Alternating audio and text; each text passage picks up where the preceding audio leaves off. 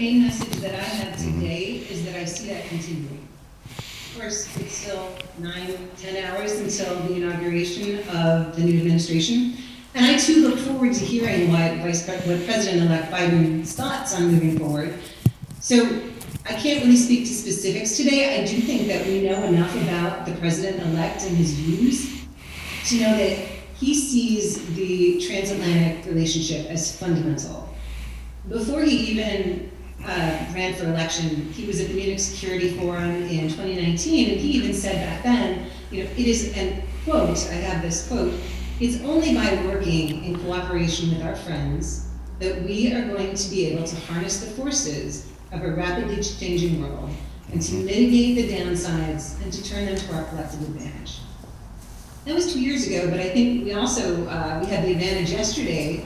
I saw Secretary of State nominee Tony Blinken. He was having his Senate confirmation hearing. And he also said that we can revitalize our core alliances. Together, we are far better positioned to counter threats and to stand up for democracy and human rights. So I think we see that that is the direction. The transatlantic relationship is going to remain strong. I think in Slovenia as well. I frankly don't think we're going to see any major policy shifts. We already work very closely together on issues of bilateral and transatlantic importance.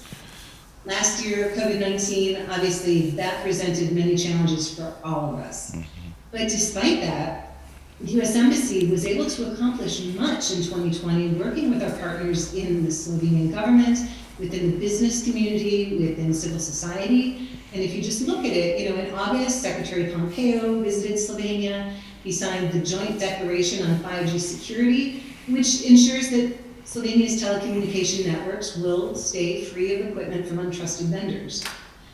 We have advanced our bilateral cooperation on cybersecurity with the establishment of a state-of-the-art cyber range.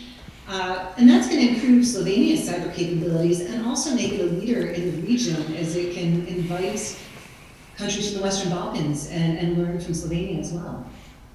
In December, we hosted Foreign Minister Andrzej Logar and Infrastructure Minister Jernej Vrtovec to Washington, where they signed a memorandum of understanding on civil nuclear cooperation. And that was important because, not because it was a binding in any sense, but because it builds strategic ties between the United States and Slovenia, between our experts, our industries, our researchers, and it provides a framework for tailoring future opportunities in civil nuclear cooperation. Also in December, Slovenia joined UNASA's GLOBE program, which stands for Global Learning and Observations to Benefit the Environment. This works through schools, and it strengthens our cooperation on things like the environment, on space. So essentially, we managed to do all of these things despite the pandemic, and I think it shows how the US-Slovenia bilateral relationship is vital. It's vital to the transatlantic partnership. Slovenia is a NATO ally. It's a strong partner within the EU. And as some of these examples show, our bilateral relationship has reached new heights in the past year, months. And together, we are improving our mutual security. We're countering malign influence in the region. We're strengthening our people-to-people cooperation.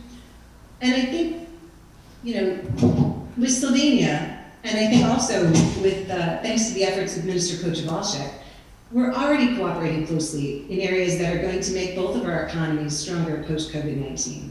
We're looking at energy, infrastructure, science, and technology, and we can still do more. And I think we will continue to do more. My embassy team, in partnership with the Slovenian government, with AmCham Poslovni, we're going to continue to identify and to advance new opportunities to strengthen our partnership and to build back better in ways that make all of us more prosperous and more resilient.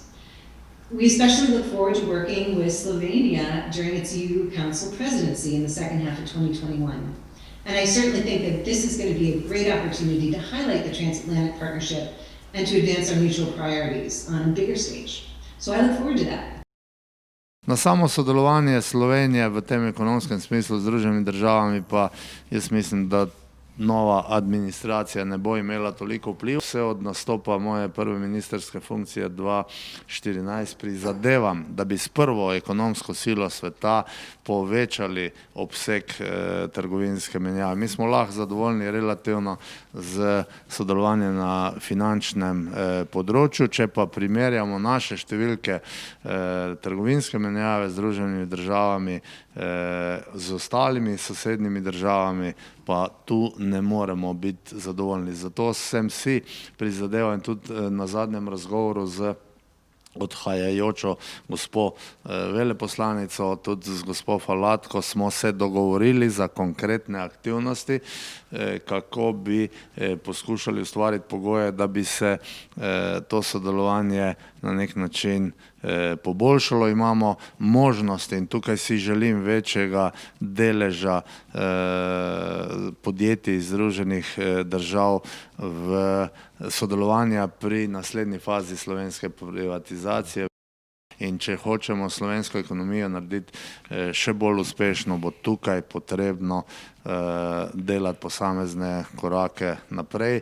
Jaz vem, da je to eno pomembno, občutljivo področje za slovenske politične razmere, vendar imamo strategijo upravljanja državnega premoženja, imamo ločeno tisto, kar mislimo, da je pomembnega infrastrukturnega pomena, imamo tisto, kar je nekje vmes in imamo tisto, za kar smo si enotni, da je potrebno pač v nekem zmernem obdobju pripeljati do tega, da bo še bolj efikasno. Tu pa mislim, da je potrebno nadaljevati na domačem in na tujem trgu. Skratka, pričakujem, da se bo sodelovanje med Slovenijo in Združenimi državami intenziviralo, naredilo bolj uspešno na vseh področjih in tukaj smo z naše strani absolutno pripravljeni.